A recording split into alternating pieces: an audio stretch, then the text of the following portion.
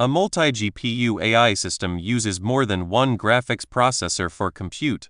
The GPUs may live in one workstation, connect through supported external or server designs, or operate in separate machines coordinated by software. Gaming multi-GPU historically focused on rendering frames.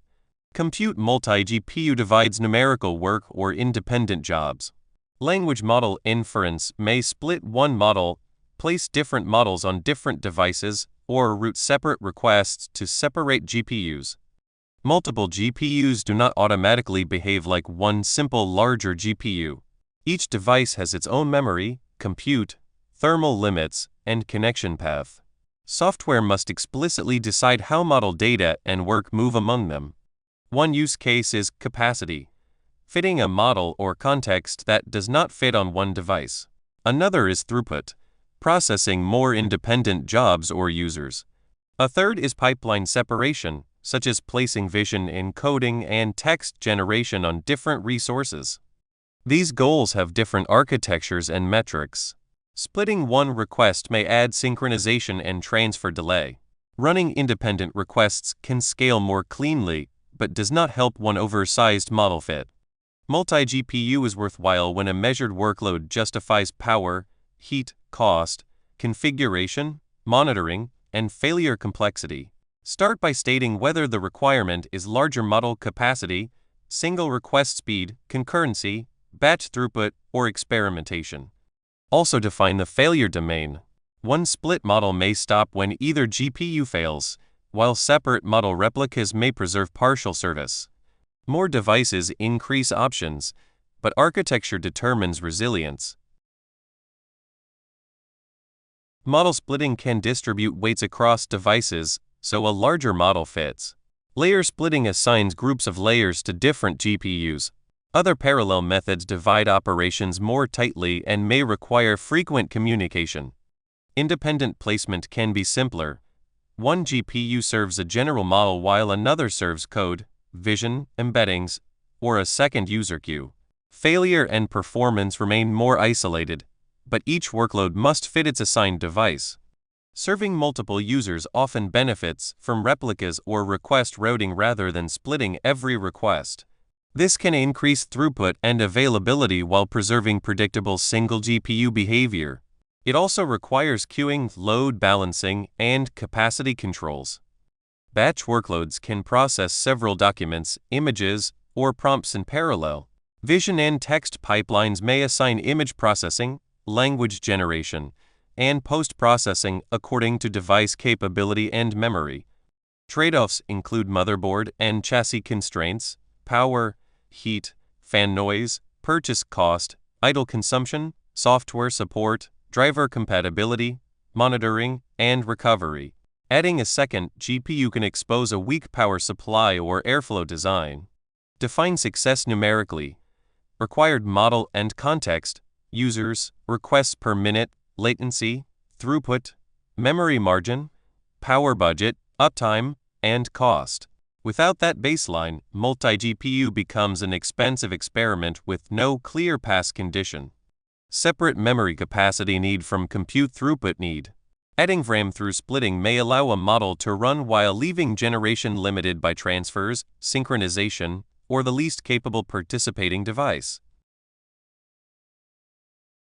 Motherboards must provide physical slots and electrical PCI Express lanes suitable for the chosen GPUs.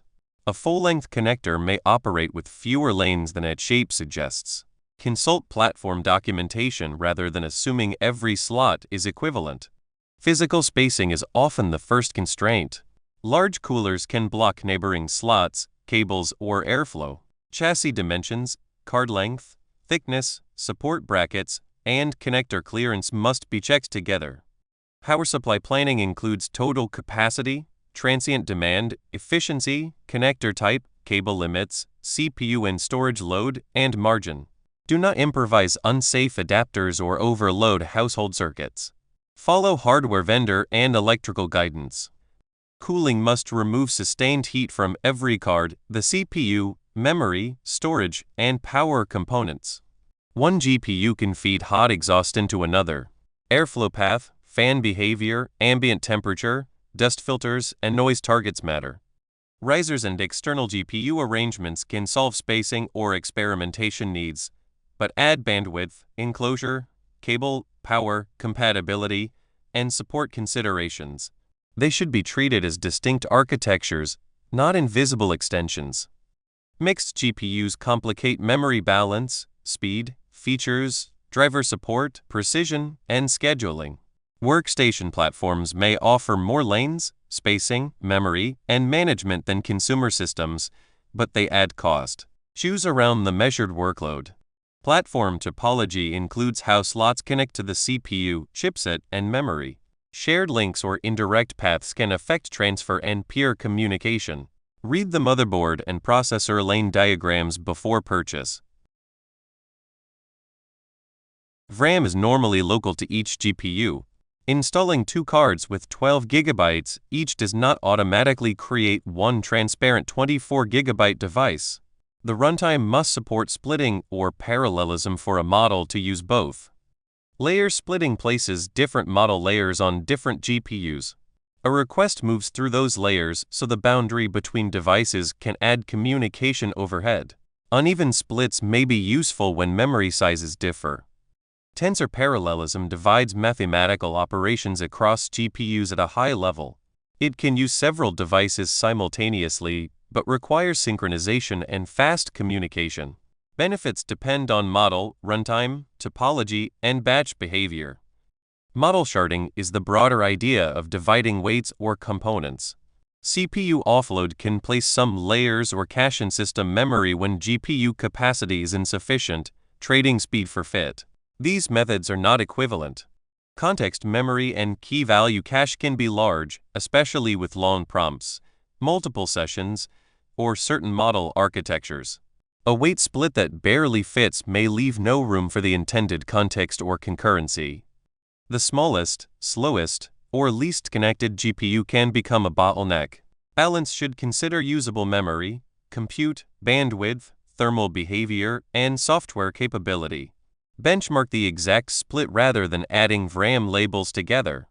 Cache placement can be as important as weight placement. Long context and simultaneous sessions may load one device unevenly or require transfers, so test the intended cache strategy and concurrency. Multi-GPU success depends on the software stack understanding the available devices. Drivers, compute runtimes, inference engines, model formats, operating system, and libraries must agree on supported hardware and features. CUDA is a common NVIDIA compute platform. ROCm supports selected AMD hardware and operating system combinations. Vulkan can provide cross-platform acceleration in compatible runtimes. Capability and maturity vary by device and workload. Apple Metal supports acceleration on Apple platforms, usually through integrated unified memory designs rather than a conventional collection of discrete cards. Multi-device expectations from desktop GPU systems should not be assumed to transfer directly.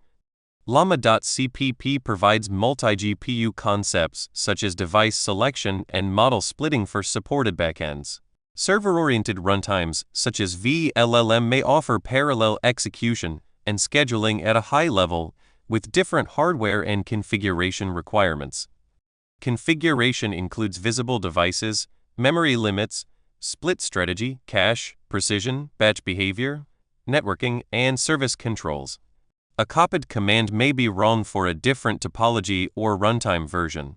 Maintain a known working combination of drivers, runtime, model, configuration, and operating system.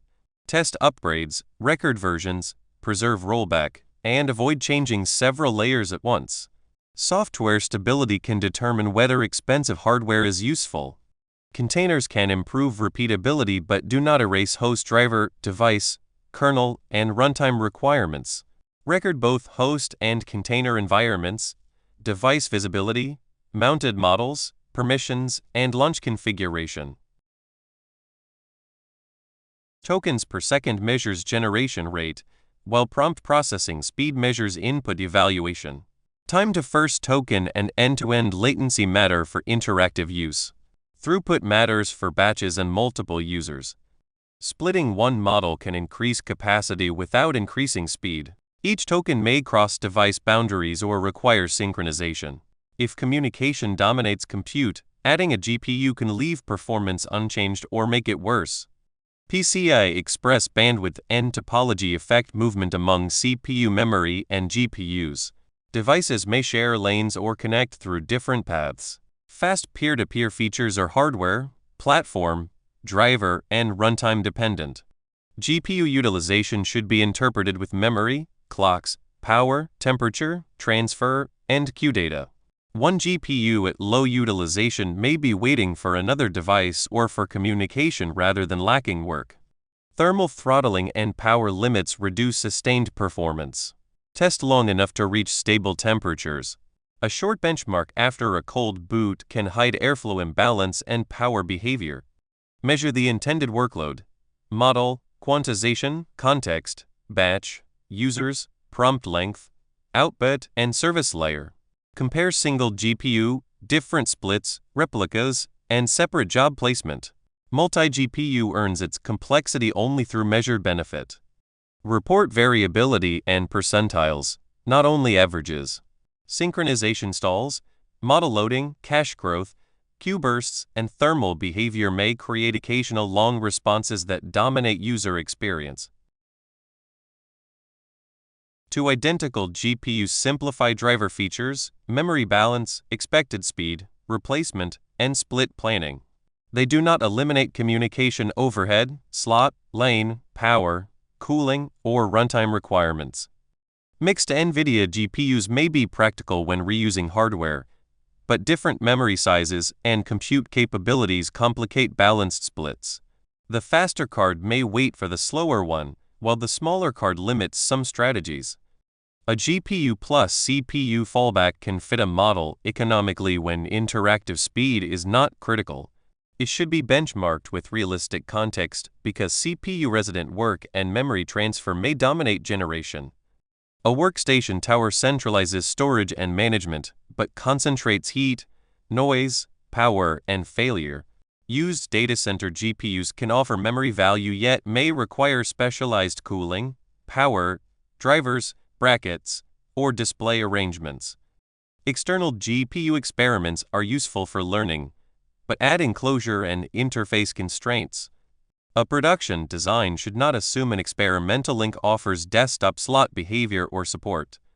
Multiple single GPU servers can isolate models, users, failures, and upgrades. Networking and orchestration remain, but each node is simpler.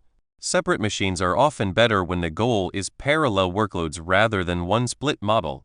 A scheduler should understand model residency, memory headroom, queue length, request type, and device health. Round-robin routing alone can overload a smaller GPU or repeatedly trigger expensive model swaps. Measure power draw at idle, startup, model load, prompt processing, and sustained generation. Capacity planning includes GPU, CPU, drives, fans, power conversion, room cooling, circuit limits, and future hardware. Monitor GPU memory, utilization, temperature, clocks, power, errors, fan speed, host memory, disk, queue depth, latency, and process health. Per device visibility helps reveal imbalance and stalled work. Logs should preserve model, runtime, driver, device assignment, split, context, batch, request outcome, and failure without retaining sensitive prompts unnecessarily. Configuration records make performance changes explainable. Crash recovery needs defined behavior. Decide whether services restart, requests retry, models reload on remaining devices, or the system fails closed. Test recovery before assuming one extra GPU provides redundancy. Physical setup requires secure cards, supported cables, clear airflow, stable mounting, safe power, and restricted access. High-temperature surfaces, spinning fans, heavy cards, and improvised open frames require appropriate controls. Maintenance includes dust removal, filter inspection, cable and fan checks, thermal review, driver patching, storage cleanup, and benchmark regression. Operational reliability matters more than a one-time record score. An extra GPU is not automatic redundancy. A shared power supply, host, storage device, driver, or runtime can still stop every workload. Test component and service failure behavior explicitly. Multi-GPU systems can increase model capacity, throughput, concurrency, or pipeline flexibility, but they do not automatically become one larger GPU. Software must divide models or work explicitly.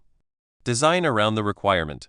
Fitting one model, accelerating one request, serving more users, processing batches, or isolating different models. Each goal favors different splitting, replication, or routing patterns. Account for slots, lanes, topology, spacing, power, cooling, VRAM, context, device balance, drivers, runtime support, communication, and thermal stability. The slowest path can dominate the system. Benchmark single GPU and multi-GPU configurations with real prompts, context, batch, concurrency, and sustained duration. Measure quality, first token, generation, throughput, memory, utilization, temperature, power, errors, and recovery. Multi-GPU is worth it when measured workload benefit exceeds added cost and operational complexity. Sometimes a smaller model, one larger GPU, or several simple single GPU machines is the better engineering choice.